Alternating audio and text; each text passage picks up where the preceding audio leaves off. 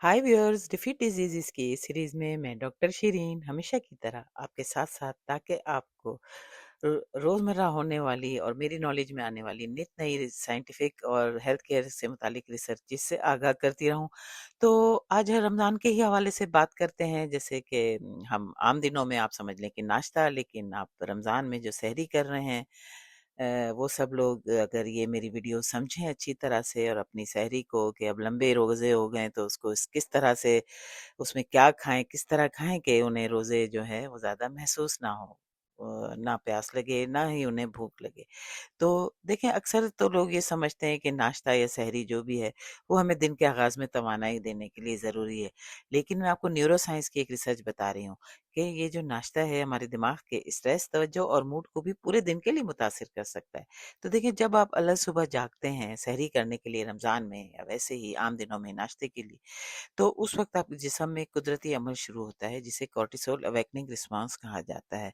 तो ये होता है कि जागने के तकरीबन आप समझ लें आध घंटे से पौने घंटे के अंदर जो है कॉर्टिसोल की सतह बढ़ती है, जिसका मकसद दिमाग को चौकन्ना करना और जिस्म को तवानाई फराहम करना होता है। तो उस वक्त जो आप गज़ा खाते हैं ना, वो बहुत अहम किरदार अदा करती है।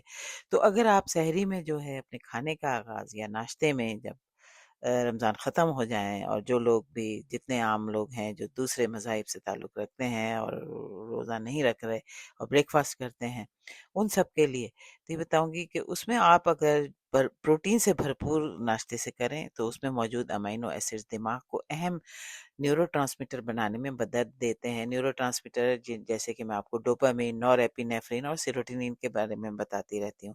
ये केमिकल जो हमारे दिमाग में खारिज होते हैं ना, ये कई अहम कामों को मुनज़्ज़म करते हैं, जैसे तवज्जो और फोकस, हौसला और मोटिवेशन, जज्बाती तवाज़ुन, बेहतर फ़ैसला साज़ी, डिसीशन करना, अपने आप पे कंट्रोल रखना। तो देखें, प्रोटीन जो है ना वो एक और अहम फ़ायदा भी देता है। ये ब्लड शुगर को भी मुस्तहकम रखने में मदद देता है। अगर आप सहरी में जो है मीठी या बहुत कार्बोहाइड्रेट वाली ग़िज़ाएँ, लोग पराठे खाते हैं और फेनी भी खाई जाती है और भी बहुत सी मीठी चीज़ें, या चीनी मिला-मिला के दही वग़ैरह खाया जाता है, तो प्लीज़ ऐसा ना करें। अगर सुबह ज़्यादा मीठी या कार्बोहाइड्रेट वाली ग़िज़ा खाई जाए तो खून में शक्कर की सतह तेज़ी से बढ़कर जो है वो उससे आपको मुतासिर कर सकती है। आपको दिमागी धुंध, चिड़चिड़ापन और थकन पैदा हो सकता है जिस्म में।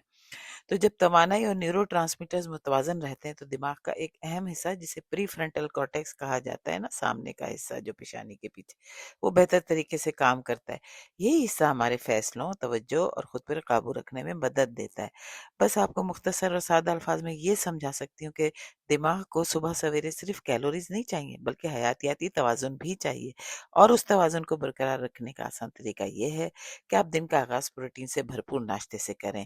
जैसे कि आपने अंडे ले लिए, अगर आप अंडे नहीं पसंद करते, दही है, दूध है, और जो है ये जितनी भी वेजिटेरियन प्रोटीन्स हैं, चने हैं, दालें हैं, पनीर है, सब।